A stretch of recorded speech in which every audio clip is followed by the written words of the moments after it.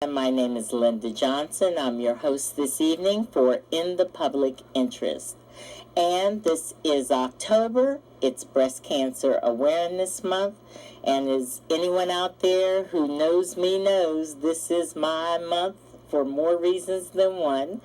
And our guests tonight, I'm very happy to say, are Dr. Charles B. Simone from the Simone Protective Cancer Institute and Karen Green Allen, president of Sisters Network, Mercer, New Jersey. Welcome both. Thank you. Thank you. Thank you. Okay, first of all, let's start off. I'm going to start off with Dr. Simone, Karen, only because this is kind of my endeavor to get women, if you have not had that mammogram, and I'm talking about women 40 and older, to get that mammogram and get that clinical breast exam. But, you know, I got on the website, and there were a lot of myths. Every time you turn around, and as you can see, we're all wearing pink ribbons or ribbons to denote Breast Cancer Awareness Month. But there were a lot of myths and different fallacies, facts and fallacies, Dr. Simone. So let's talk about some of those for a moment. One just came up just before we went on the air.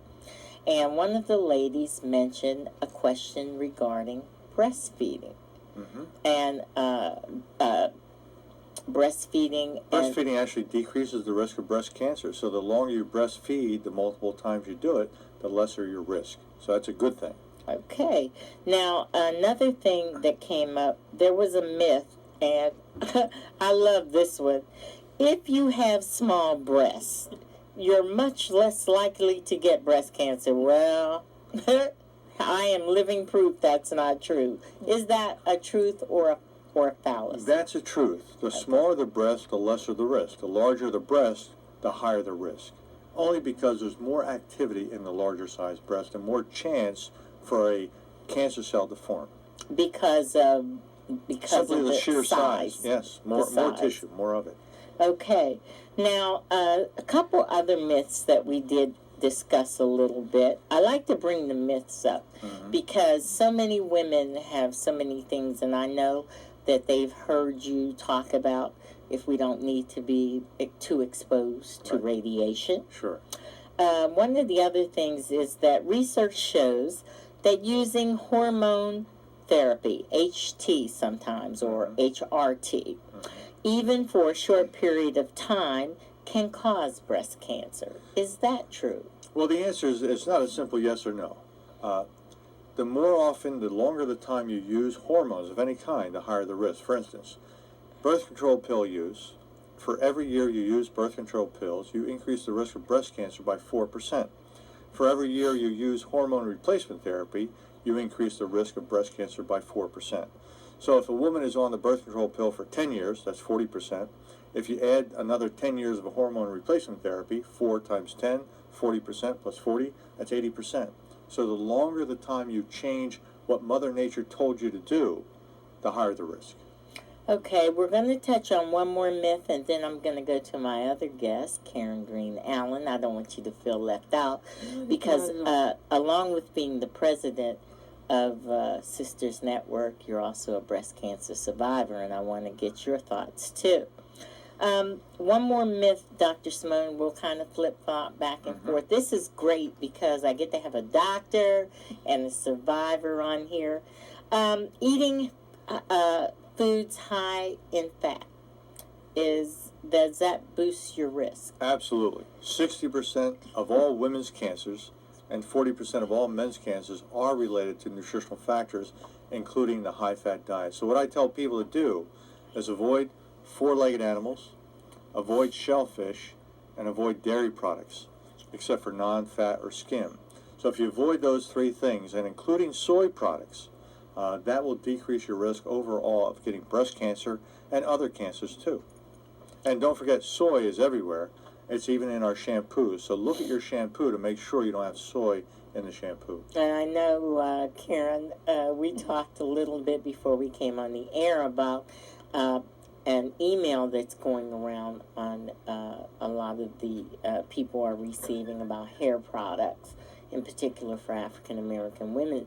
And I knew about this soy thing because Dr. Simone has me standing in the aisles reading shampoo and bottles, etc. So, Karen, you and I probably exemplify an example of women who have survived.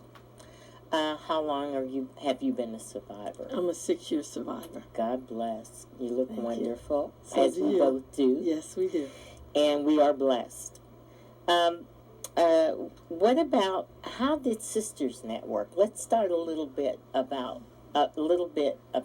how you started Sisters Network here in Mercer County. Let's get a little background. Okay. Well, we're a chapter from a national organization, and the national organization was founded in 1996 in Texas.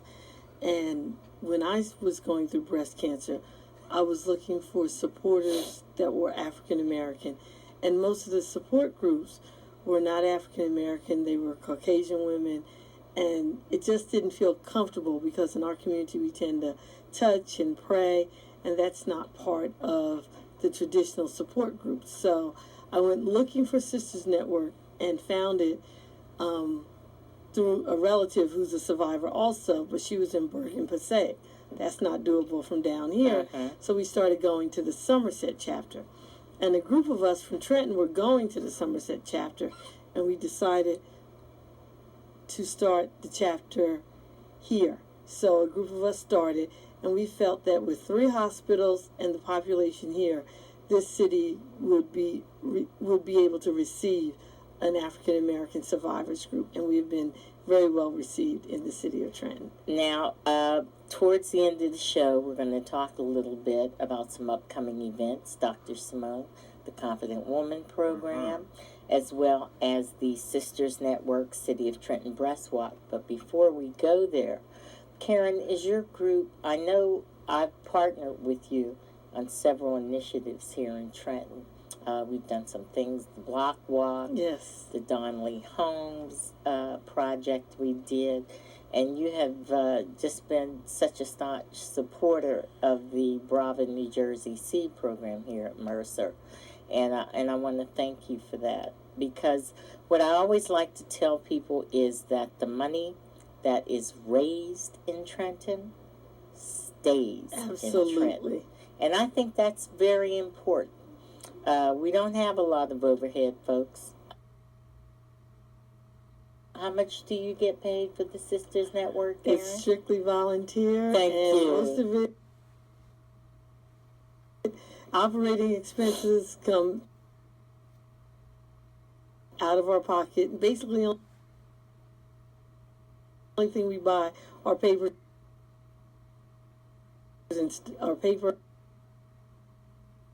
and stamps. Exactly. So everything else is just sweat equity and sheer volunteerism and donations of items for giveaways from organizations like Brava, New Jersey Seed, and other. The state is a big help, and other local organizations. Okay. Now, Dr. Simone, I know when I first came to Trenton, and Ross Council and I first met you, and that was through Bishop Wilcox, and God bless him for that. I love telling people about you here in Mercer County, because I always say, you know, when I first met him, I thought he was a brother. I said, but mostly I think it was because you understand the disparity that we as African American women have. That's right.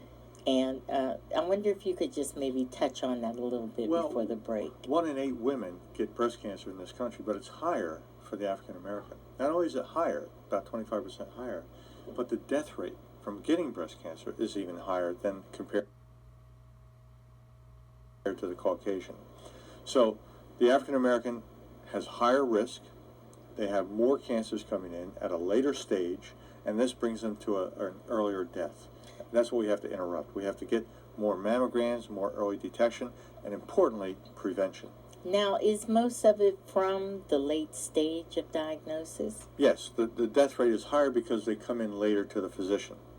They kind of get lost in the cracks somehow. They don't come in early enough. The cancer is more advanced by the time they get diagnosed, and that's the reason. And I know, Karen, you and I have talked about this often. Yes. We are in the throes Yeah. of developing some information that we're trying to get out to the community. And one of the things that you're so very adamant about is that a woman find a good physician. Yes. Not just a physician, but a good physician. Yes. One who will Be available, be accessible, and have a relationship with that doctor just because they just want to know that they're in good health. Not wait till you feel a pain that you've had for 6 months, but someone that you can call up, I think I have a pain, can I come in? That's the important thing, is building a relationship, an ongoing relationship with your physician. Well, I'm always excited when Dr. Simone is here, and Karen always hates to come on because she's afraid. Yes. But we're halfway there. Good. We still have yet to talk about some upcoming events, but this is in the public interest. My name is Linda Johnson. This is WIMG, AM 1300. And WZBN on channel 25. And of course, you can always find us on the World Wide Web at WIMG1300.com.